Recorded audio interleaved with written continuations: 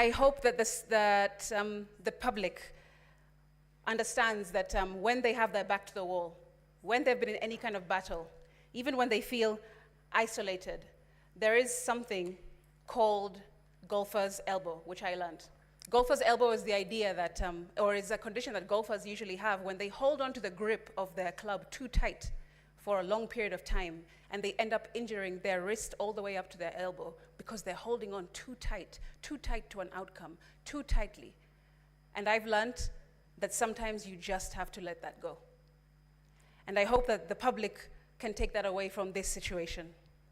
Mr. Speaker, we must move away from hegemony, the idea of being dominated by one group or a person or a company or a state, because we are a democratic republic, and we need to move away from such ideology, such utterances, such behavior, Mr. Speaker. However, in the 11 counts, I have seen many that have no evidence, and I've seen some that do have some evidence. But I have not been particularly given confidence by the witness-in-chief, the mover of this motion, when I saw him up on the stand, Mr. Speaker. Although none of us can relate to what it's like to being a deputy president in this room for sure, we can definitely relate to the lessons that I've just mentioned. Mr. Speaker, make decisions today that will not betray you tomorrow. That's one.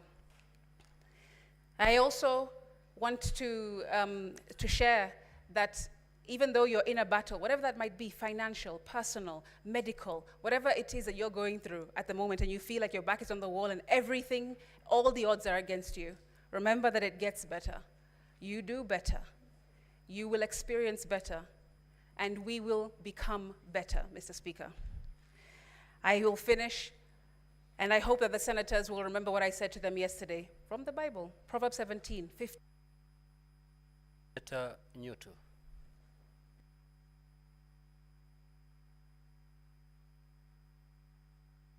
Mr. Speaker, thank you very much, Mr. Speaker. I think I cannot thank you more for affording me this opportunity at this late hour. Mr. Speaker, I stand right from the onset to say that I oppose this particular motion, Mr. Speaker, and I have reasons for doing so. Mr. Speaker, the key witness or the mover of the motion came before this House yesterday, Mr. Speaker. And although I'm not a lawyer, but I know that it is there in the rules of natural justice that whoever alleges must prove. The Honorable Mutuse was not able to prove any of the allegations or any of the grounds that he laid against His Excellency the Deputy President, Mr. Speaker. Mr. Speaker, Kenyans were and are watching these proceedings.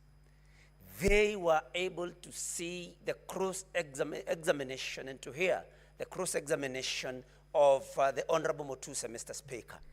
And I want to urge this House, Mr. Speaker, that if we want to uphold the dignity and the honor of this House, that Kenyans were and are still watching, you cannot impeach the Deputy President of the Republic of Kenya, Mr. Speaker, on allegations, on grounds that were not able to, that the mover was not able to prove, Mr. Speaker. And that is what prompted the question, I think, by Senator Wambua, which later was asked by Senator Okey Omtata, which you were able to stand down because it had already been asked, whose motion was Mutuse's?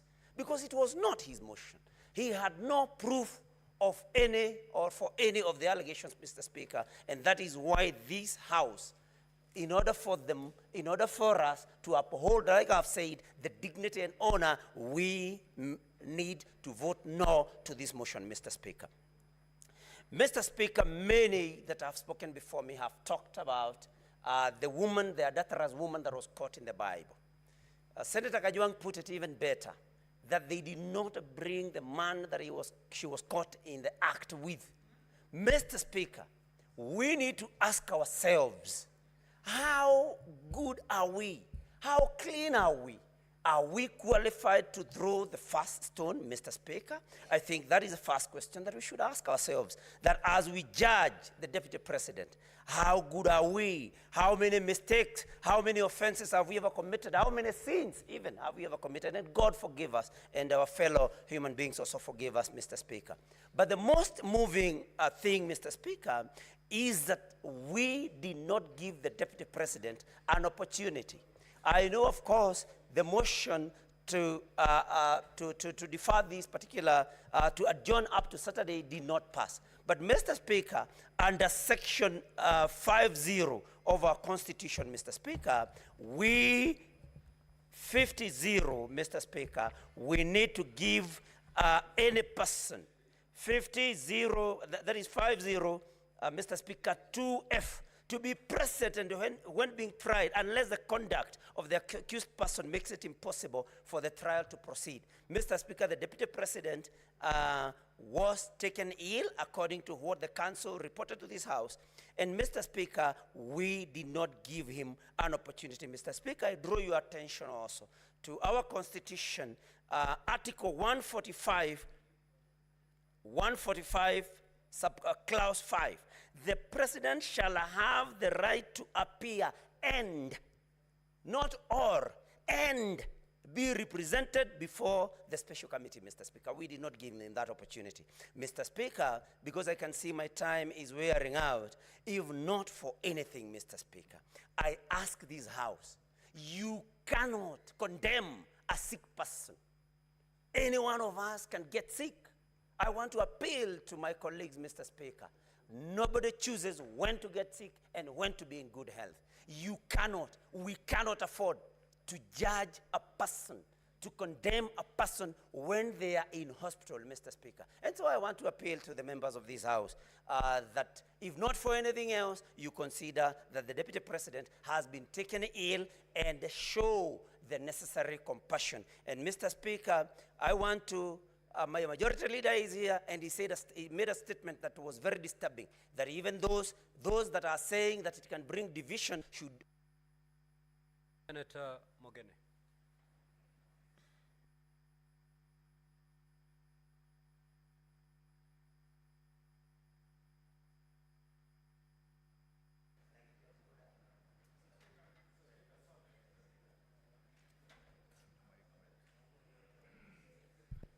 Mr. Speaker, sir, first on my own behalf and on behalf of the people of the great county of Nyamira, I want to send a message of quick recovery to His Excellency President Rigathi, and we wish him a speedy recovery.